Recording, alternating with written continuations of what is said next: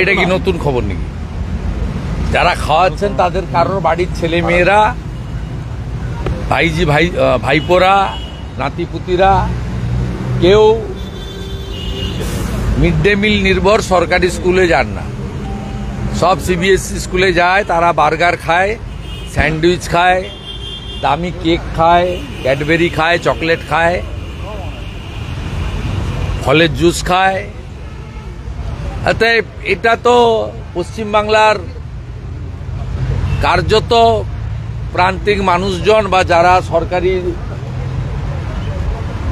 School নির্ভর তারা পাঠাচ্ছেন না। তো এর নিজের ঘরে যতক্ষণ না অনুভূতি হচ্ছে ততক্ষণ তো সংবেদনশীলতা বা দায়িত্ববোধ কোনোটাই জাগ্রত করা সম্ভব নয়। তাছাড়া গোটা পশ্চিমবঙ্গে মিড ডে মিল যে একটা কেলেঙ্কারি, এটা তো বারে বারে প্রমাণিত হয়েছে এবং আমাদের অভিযোগের ভিত্তিতে তদন্তকারী টিম আসার পরে সিবিআইকে দিয়েছিল প্রাইমারি ইনভেস্টিগেশন করতে। তার মধ্যে ভোট ঘোষণা হয়ে যায়।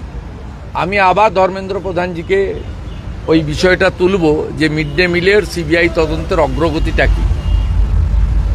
আমাকে নিজে বলেছেন তখনকার শিক্ষামন্ত্রী, আজকেরও শিক্ষামন্ত্রী, যে এটা fit case of the CBI. এবং তারা, আমি টুইটও করেছিলাম দেখবেন এক্স হ্যান্ডেলে, যে প্রাথমিক তদন্তের ভার দিয়েছিল সিবিআইকে। এবারে প্রাথমিক তদন্ত শেষ হয়েছে কিনা, শেষ না হয়ে থাকলে তাড়াতাড়ি তদন্ত কমপ্লিট করা এবং মিড ডে মিলের দুর্নীতির সঙ্গে সরাসরি মুখ্যমন্ত্রী নিজে যুক্ত।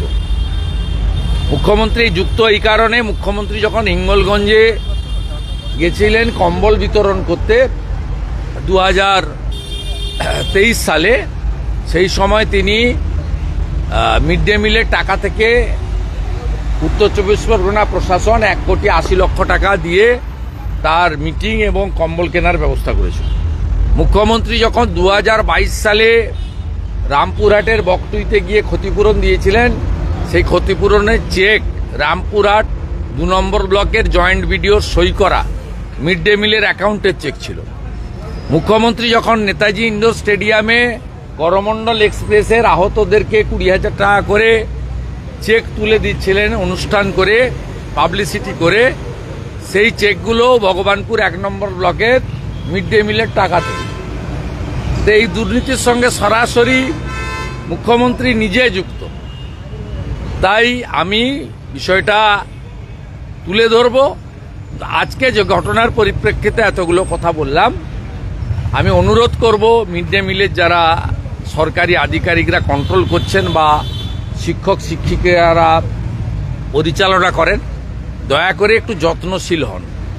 আপনাদের ছেলে মেয়েরা, আপনাদের বাড়ির ছোট্ট ছোট্ট শিশুরা, তারা কেন্দ্রীয় বিদ্যালয়গুলিতে পড়ছে, প্রাইভেট স্কুলগুলোতে পড়ছে, সেখানে তাদেরকে দামি দামি টিফিন, লাঞ্চ ইত্যাদির ব্যবস্থা করা হচ্ছে, হাইজেনিক খাবার দেওয়া হচ্ছে।